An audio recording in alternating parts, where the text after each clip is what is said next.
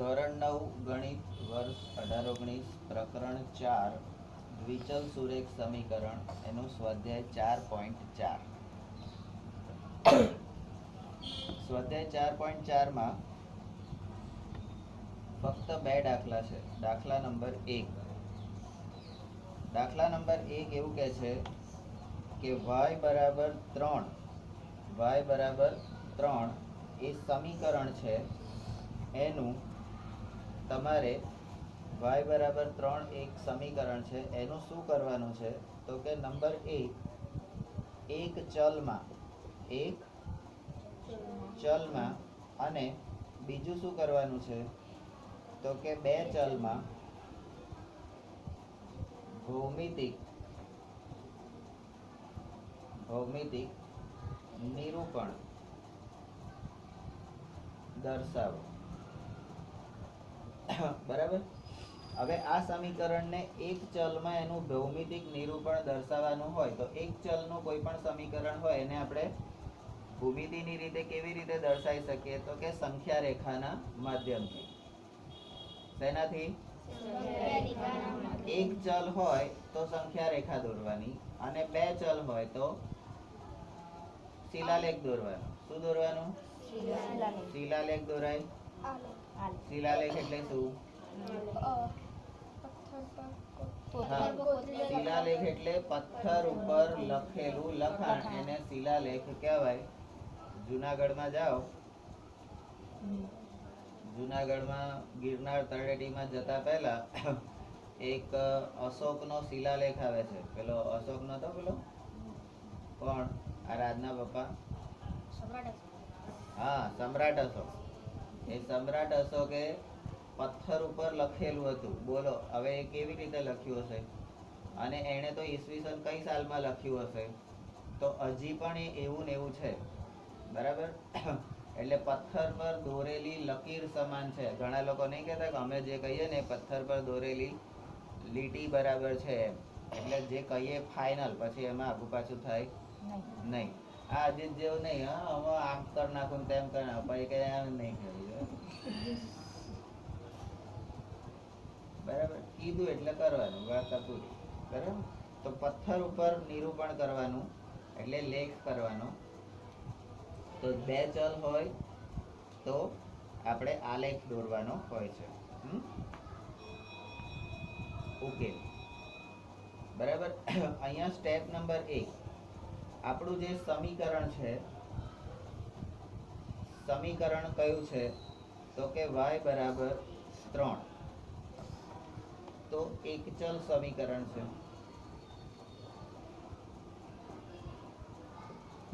એક ચલ સમીકરણ છે. બરાબર. હવે એને મારે દ્વિચલમાં ફેરવવું હોય તો શું કરીશું? આ y બરાબર 3 ને મારે y માઇનસ 3 બરાબર 0 આ રીતે લખાશે. તો આ પણ કયું થયું? એક ચલ સમીકરણ થયું. હવે મારે એને એમાંથી દ્વિચલમાં ફેરવવાનું છે. તો 0x વત્તા y ઓછા 3 બરાબર 0 આ કયું થયું? મારું દ્વિચલ સમીકરણ થયું.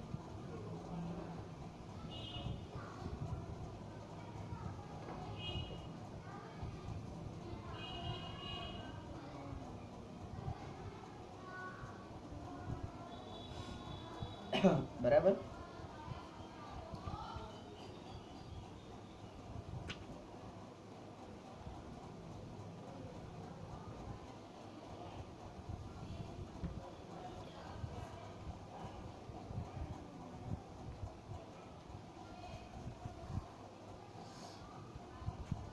તો બે મારા એક ચલ અને દ્વિચલ જે સમીકરણ છે થઈ ગયા.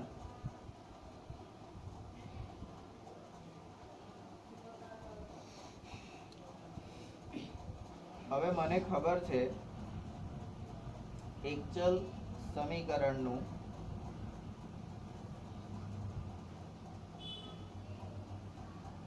ભૌમિતિક નિરૂપણ એટલે સંખ્યા રેખા.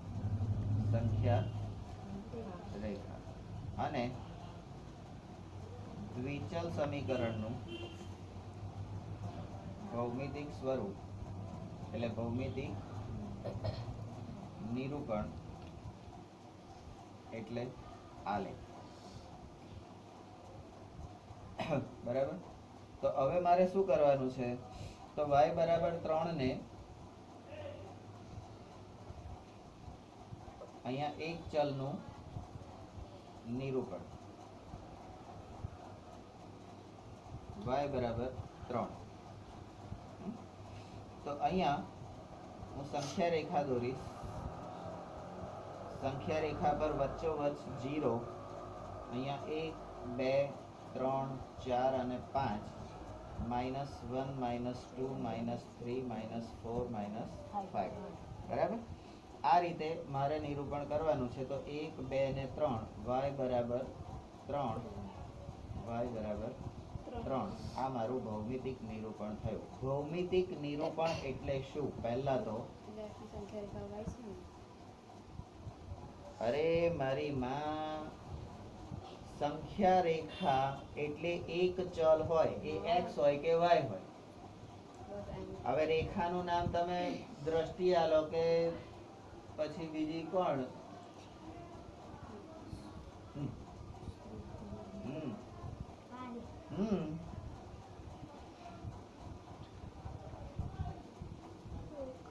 હવે તમે દ્રષ્ટિનું નામ કહો કે અંજલિનું નામ કહો. બરાબર.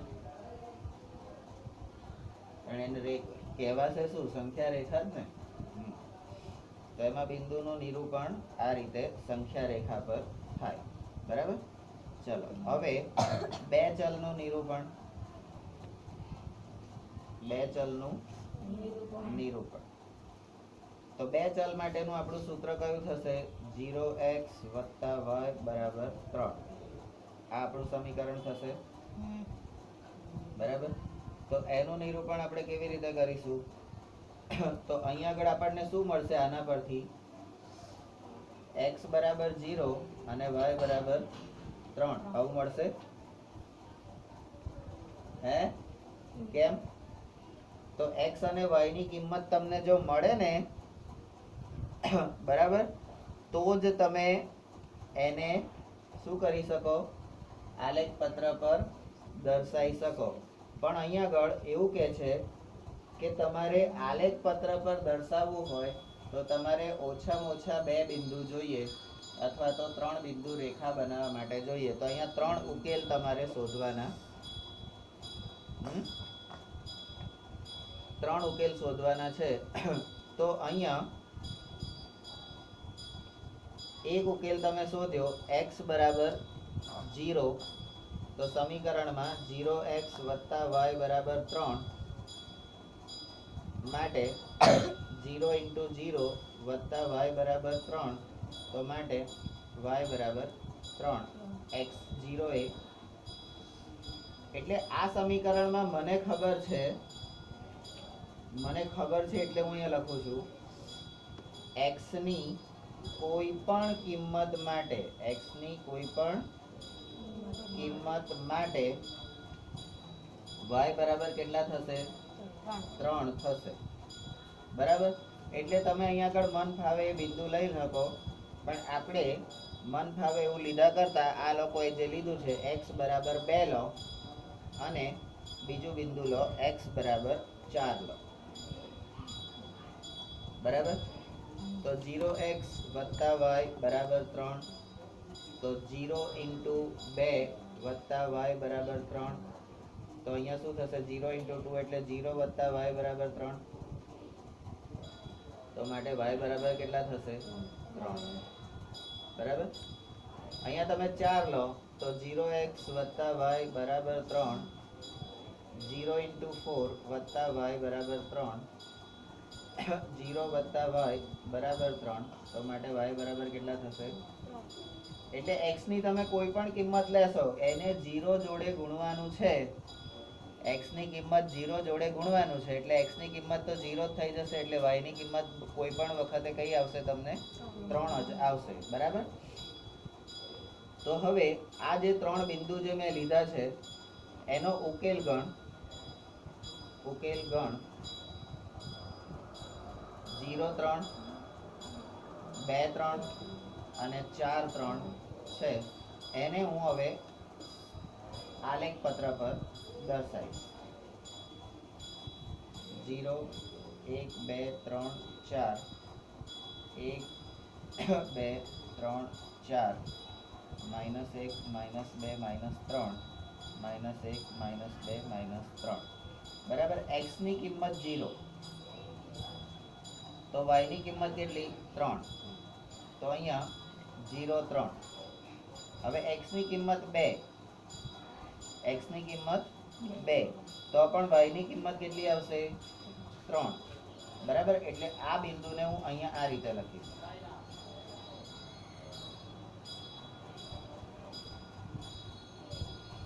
બરાબર. આ 2 3 અને x ની કિંમત 4 તો 4 પણ કેટલી આવશે 3.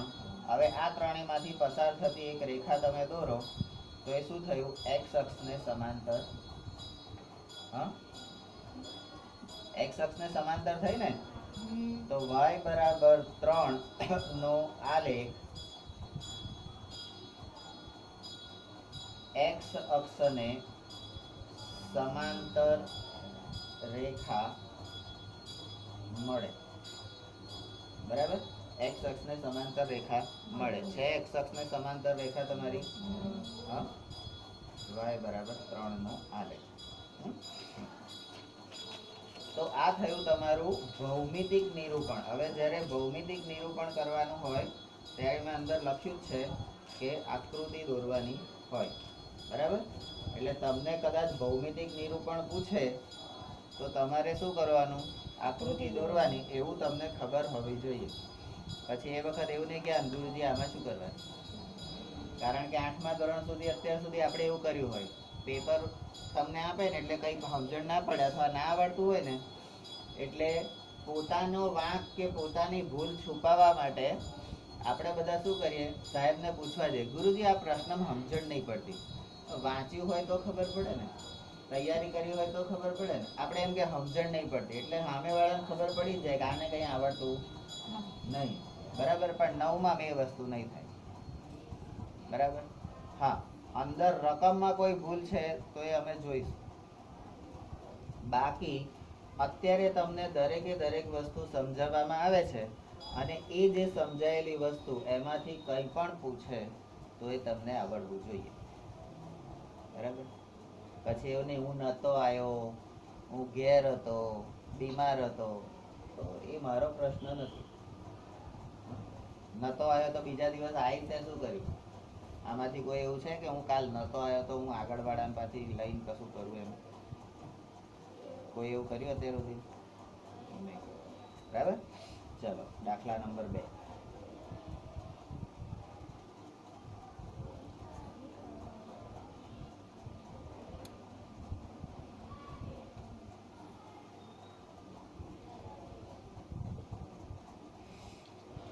હવે દાખલા નંબર 2 ની રકમ છે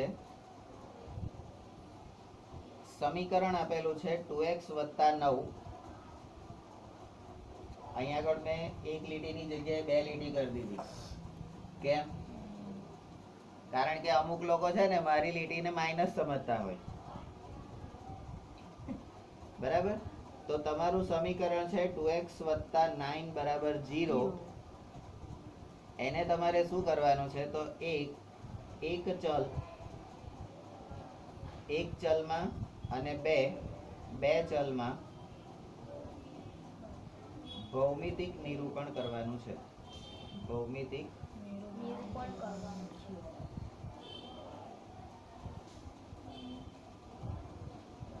દર્શાવો.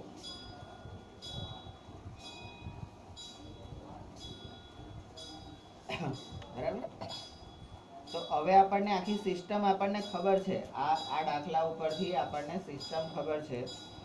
તો નંબર 1 તમારું જે સમીકરણ છે એ 2x + 9 = 0 એ તમારું ax + b = 0 એટલે એક ચલ સમીકરણના સ્વરૂપમાં છે. એક ચલ સમીકરણ. એને તમારે દ્વિચલમાં ફેરવવાનું છે. તો તમારી પાસે શું નથી? તો 2x વત્તા 0y વત્તા 9 બરાબર 0, જે તમારું બે ચલ સમીકરણ થયું. બરાબર. તો ax વત્તા by વત્તા c બરાબર 0. શું થયું? હા, શું?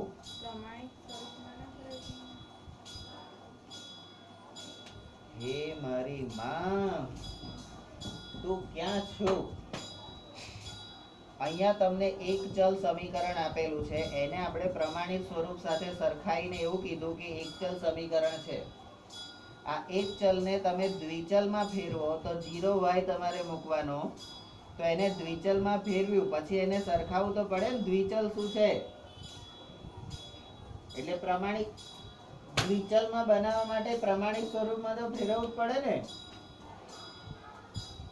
તારે શું? એટલે અહીંયા આગળ જે કર્યું તો એવું જ આપણે અહીંયા કર્યું. એક ચલ અને દ્વિચલમાં બનાવ્યું એને. સમજી ગયા? હવે આપણે આ લખીશું, એક ચલનું ભૌમિતિક નિરૂપણ અને પેલાનું આ એમ. આ બીજું સ્ટેપ જે છે લખવું જરૂરી નથી, સમજણ માટે જ. પાછું તમને એમ કે આ કેતન તો એમ કે આ કીધું છે એટલું કરવાનું, મગજમારી નહીં. તો એવું નહીં. પહેલા એક કામ કરજો, નહીં તો પાછું મારું કામ રહી ગયું. સંખ્યા રેખા, એક ચલનું ભૌમિતિક નિરૂપણ સંખ્યા રેખા દ્વારા દર્શાવાય છે અને બે ચલનું ભૌમિતિક નિરૂપણ આલેખ દ્વારા દર્શાવાય છે, જે આપણને ખબર છે. બરાબર. હવે આપણું સ્ટેપ કયું? તો એક ચલનું પહેલા દર્શાવીએ. તો કે એક ચલ નું ભૌમિતિક નિરૂપણ.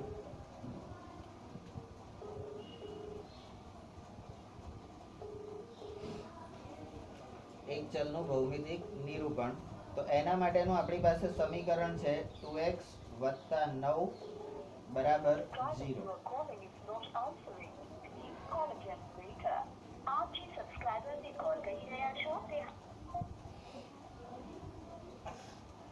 હવે આનું નિરૂપણ કરવા માટે મારે શું કરવું પડશે? તો x ની કિંમત શોધવી પડશે. તો આ 9 મારે આ બાજુ લઈ જવા પડે. x ની કિંમત શોધો. બરાબર. તો 2x બરાબર -9 થશે. x બરાબર -9 ના છેદમાં 2 થશે. હવે 9 ના છેદમાં 2 એટલે 4.5 થાય. 4.5 થાય. તો x બરાબર -4.5. હવે આ 4.5 ને તમારે સંખ્યા રેખા પર બતાવવાનું છે. તો સંખ્યા રેખા બતાવો. 0 1 2 3 4 5 -1 -2 -3 -4 અને -5. આ 4 અને 5 ની વચ્ચે 4.5 આવે. બરાબર. અહીંયા તમે આ બિંદુ દર્શાવો. બરાબર. દર્શાવો. હે? તો x બરાબર તમારા -4.5, જેને આપણે શું કહીએ છીએ? -9 ના છેદમાં 2. બરાબર. 9 ના અડધા. 9 ના અડધા કેટલા થાય? 9.5.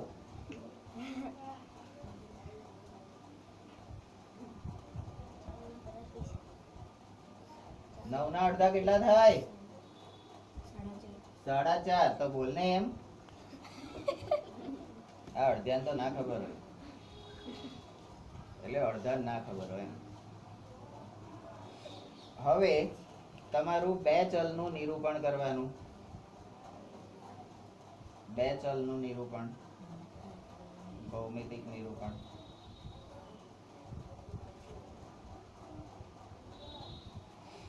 તો હવે બે ચલ માટેનું તમારું સૂત્ર કયું છે? તો કે 2x y એટલે 0y વત્તા 9 બરાબર 0. આ તમારું સમીકરણ છે. હા. તો અહીંયા તમારે શું કરવાનું? તો જ્યારે તો એક ચલના સ્વરૂપમાં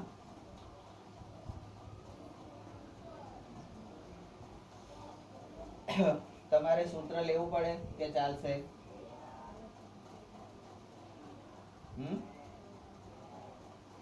લેવું પડશે, એવું કરવું પડશે. અહીંયા તમારો એક ચલના સ્વરૂપમાં સૂત્ર લેવાની કોઈ જરૂર નથી. અહીંયા તમને x બરાબરની કિંમત એટલે x બરાબર તમને મળેલા છે -9/2 અને y બરાબર મળેલા છે 0. હવે અહીંયા તમને y ની કોઈ પણ કિંમત માટે y ની કોઈ પણ કિંમત માટે x બરાબર કેટલા મળશે? -9/2 જ મળશે. આગળ x ની કિંમત માટે આ મળ્યું ને એવી રીતે, બરાબર? તો હવે આપણે જોઈએ, આપણે તો કશું એમને તો માની નહીં લેતા. તો y બરાબર 0 લખો. તો 2x + 0y + 9 બરાબર 0, બરાબર? તો 2x + 0 × 0 બરાબર -9. તો 2x બરાબર -9 અને x બરાબર -9/2. આ y ની એક કિંમત 0 એ આપણને આ મળી, બરાબર? હવે y બરાબર તમે કેટલા લેશો? અહીંયા 2 ને 4 જ લેવાના છે અહીંયા, એટલે y બરાબર 2 લો. ચલો, તો 2x + 0y + 9 બરાબર 0. 2x + 0 × 2 બરાબર આ 9 આ બાજુ જતા રહેશે એટલે -9 થઈ જશે. તો 2x વત્તા આ 0 થઈ ગયા બરાબર -9. તો 2x બરાબર -9. તો x બરાબર -9/2, બરાબર? હવે y બરાબર તમે 4 લો. 2x + 0y + 9 બરાબર 0. 2x + 0 × 4 બરાબર -9. તો આ તો 0 થઈ જશે એટલે 2x બરાબર -9. તો x બરાબર -9/2.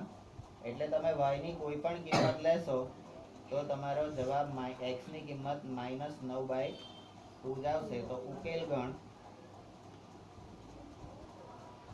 -9/2 0, -9/2 2 અને -9/2 ની 4, બરાબર? આ ત્રણ બિંદુને તમારે આલેખ પત્ર પર દર્શાવવાના છે, બરાબર? તો સ્ટેપ નંબર તમારું 4 પછી 5 આલેખ બોર્ડ.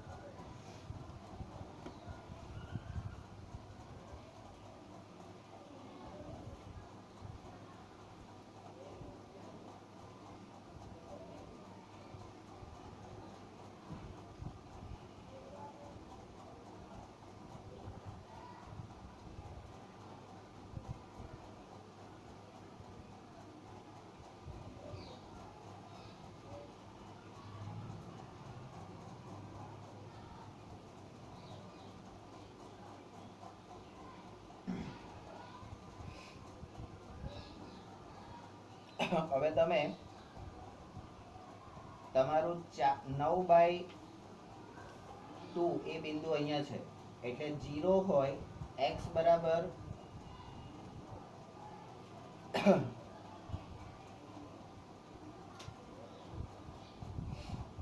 x બરાબર તમારું x ની કિંમત તમારી -9/2 છે. તો y બરાબર 0 એટલે y બરાબર 0 એટલે x અક્ષ ઉપરનું બિંદુ આવશે, બરાબર?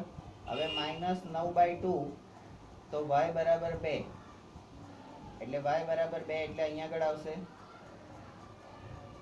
તો આ બિંદુ તમે આ રીતે લખી શકો -2 9/2 અને 2 અને અહીંયા 4 એટલે અહીંયા આગળ આવશે. તો અહીંયા તમે આ રીતે લખી શકો -9/2 અને 4, બરાબર? આ ત્રણેય બિંદુને તમે જોડી દો એટલે તમારી રેખા થઈ ગઈ. આ સમીકરણ કયું થયું? તો કે 2x + 9 = 0 એનો આલેખ. બરાબર છે? તો અહીંયા આગળનામાં જેમ લખ્યું હતું એમ આપણે અહીંયા લખવાનું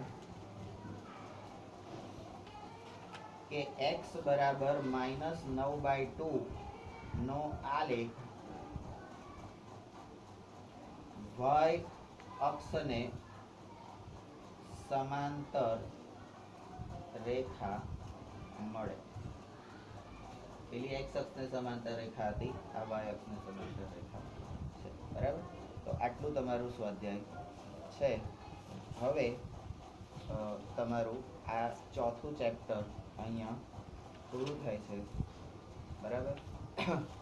તો બોલો સત્યનારાયણ દેવ કી જય, કૃષ્ણ કનૈયા લાલ કી જય.